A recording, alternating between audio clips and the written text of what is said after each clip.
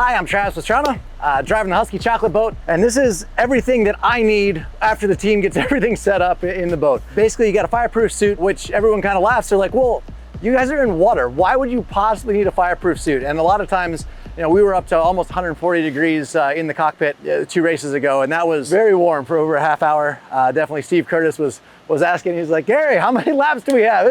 This is brutal. But at the end of the day, if there's any fire, we're still strapped into a vehicle. And even if it's upside down and in the water, if there's anything that catches on fire in the cockpit, it's good to have that little bit of safety to be able to, make it to the water, make it out the door. And if you're ever unconscious or have anything where it's a high impact, I mean, we're going upwards 150, 160 miles an hour. So the impacts can happen really, really quickly.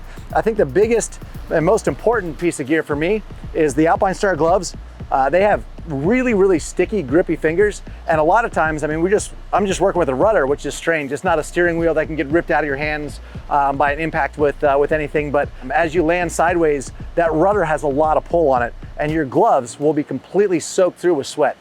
Boat racing is amazing, but it's always done in very warm climates. It's done a lot of times when it's practically raining outside. It's so humid. And it's very warm. So when you have the gloves, it's really good to have really sticky palms so it doesn't get ripped out of your hands, especially for myself, who's the wheelman in the vehicle. This is your helmet, really key. Have the visor that comes down, provides a little bit of shade if you ever go straight into the sun. You won't ever think about it until you get out there, and the Bell helmets are really good. They're really safe. Hearing is always really important. I have to be able to have great communication with my throttleman. Steve and I are going back and forth. I'm telling him where I'm gonna go. He's telling me where he wants to go. A lot of times we see eye to eye. A lot of times I just shut up and do what he says because he's got a lot more experience than I do. And it's a lot of fun out there. At the end of the day, the glasses are probably the most important, because when you finish driving the boat, you put the glasses on, you feel better when you get out.